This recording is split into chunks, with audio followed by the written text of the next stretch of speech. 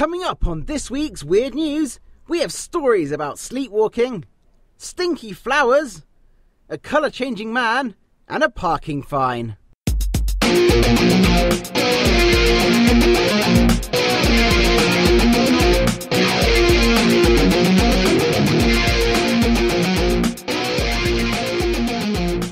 And now, it's time for this week's Weird News with Daniel Bryan. Episode 20! Yes, this week's Weird News, the podcast, has made it to its 20th episode. 20 weeks, 80 weird and wonderful news stories, and 10 up-and-coming artists featured on TWWN Music has brought us to this stage. If you have been with us since the beginning, thank you very much. Or if you're a new listener, welcome along, and we hope you like the show. Don't forget, you can go back and listen to our last 19 episodes, where you might find some stories you find interesting, and some new music that you want to get into. However, if you missed last week's show, here's a summary of what you missed. Our first story was about how to game for longer, when one man decided to drug his girlfriend so he could carry on playing his video games for that little bit longer. Our second story was about a man who attached lots of balloons to a chair while he was sat in it, so it would fly off, like a scene from the movie Up. Our third story was about a competition where people had to be spaced out and not distracted by their surroundings. And our final story was about one man who went to the theatre and realised his phone needed charging. And he found a plug, but it happened to be on stage while the play was going on. And it turned out actually to be a stage prop. Also, on TWWN Music, we had an artist called Colin Huntley with his song Best I Never Had. If you missed the episode, check it out on the website or download it from all the podcast sources. And now it's time for the weird and wonderful news over the last week that you may have missed. Our stories today come from week 29, 2015, or as some of you may prefer, the 13th to the 19th of July. Story number 1. Sleepwalking is generally depicted in cartoons, but for some, it's a reality in life and actually causes some distress. Daniel Toft, who is 27, is a long-distance lorry driver and has suffered from sleepwalking for the last 8 years. It initially started with mutterings in his sleep, which caused distress for his wife, who assumed her husband was cheating on her. During his sleep, he would be muttering about another woman and how much he loved her. After 3 nights of this, and after checking his phone, she confronted him and accused him of cheating. Needless to say, he wasn't cheating on her. His sleep antics went on and gradually became increasingly worse. So far, he's managed to fall down the stairs after dreaming their children were being kidnapped, injured himself by climbing over a garden wall, been found down the road sleeping in a doorway to a butcher's, and been seen running down the road screaming that spiders were crawling all over his body. His wife has also not gotten off lightly, as one time he has even kung fu kicked her while she was asleep. It has been found out that Daniel suffers from an hereditary condition, which is believed that he has passed down to his children. All their children are sleep talkers and walkers, and one morning the man's wife found their 6-year-old on the sofa with no recollection of how she got there. Daniel's long-suffering wife believes that there are certain films that can trigger events, and as a result, the family now no longer watch martial arts or violent films. A GP has recommended that Daniel visit a sleep clinic, but to do so, he'll have to take some time off work, and then there'll be no money coming into the household. They are hoping to find a way around it soon, so both Daniel and his wife can get a restful night's sleep.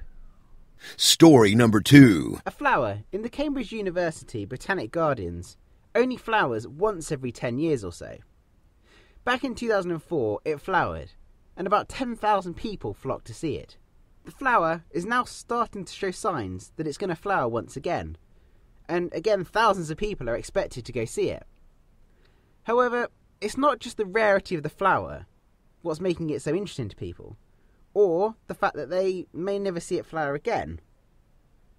It's actually because of its smell. The smell has been compared to the smell of rotting flesh and decay, and is most pungent at night. So as a special treat, if you can call it that, the gardens will be staying open late until 10 p.m. while the flower blossoms. The flower produces the odour to attract its pollinator, which happens to be the carrion bug. When it does eventually flower, it will be the biggest single flower known in the world, measuring about 2 metres across it. So if you want to go see this stinky flower bloom, you best hurry, as it's only out for a couple of days.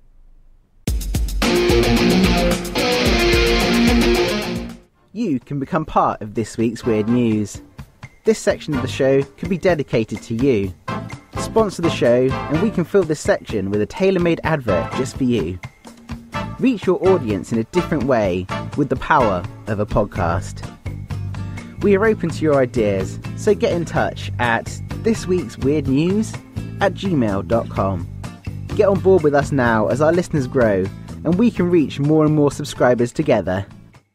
Story number 3. Seaman Gendler was diagnosed with hepatitis C and cancer and, at the age of 65, was in desperate need of a liver transplant. He managed to track down a new liver by contacting a doctor in America and flew over to have the operation from his home in Russia.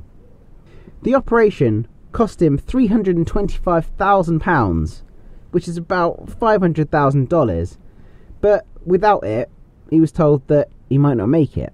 Initially, he thought it was a great thing having a new liver from a 38-year-old, and he thought it would bring him a new lease of life. But shortly after the operation, something strange started happening. His body wasn't rejecting the transplant, and in fact he was feeling a lot better. But it all started when one of his friends noticed something. It appeared that Mr. Gendler's skin was changing colour. He was starting to turn black.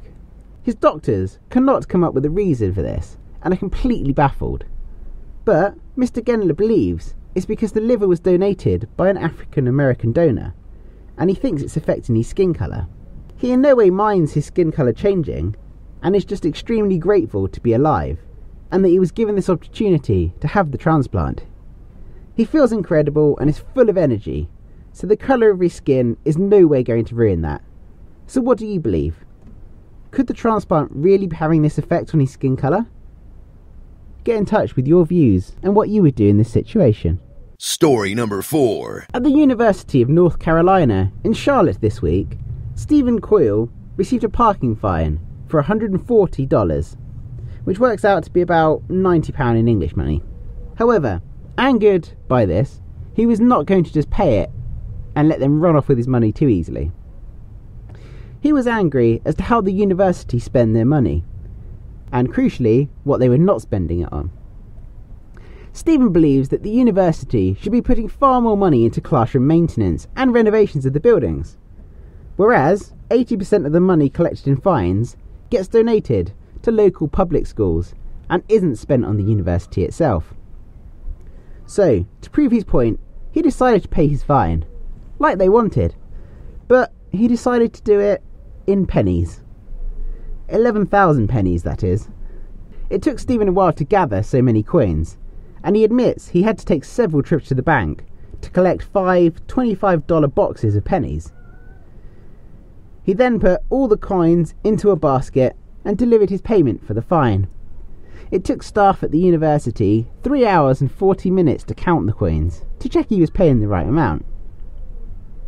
Stephen has also set up a GoFundMe page where he is trying to raise money for academic resources for the UNCC Pictorial Science Club that he is the treasurer, as he believes he is more likely to get funding this way than go through the university. So far, he's raised about £42 out of the $646 he is aiming for. Obviously, paying a fine in such a way has attracted him some attention online, so he may be more likely to reach his goal of £646 sooner with this promotion. So do you think it was funny of him to pay his fine in pennies, or do you think he just wasted staff's time when they could have been doing other things to benefit the university, like he's so worried about? And think that maybe he should have just parked in the correct space to start with? Get in touch with some of your views and we'll share them on next week's show. And there we have it. this week's 4 news stories, and we hope you've enjoyed them enough to tell your friends and to get in contact with the show with your views and comments. To send your comments, email thisweeksweirdnews@gmail.com or comment on our social media pages. Comment on Facebook at facebook.com/thisweeksweirdnews or on Twitter @weeksweirdnews. Or you can go to our website where you'll find all these details and more about the show. To do this, go to www.thisweeksweirdnews.com. And now on to TWWN Music. TWWN Music. This week, we don't have any TWWN music for you, as we just didn't find any artists.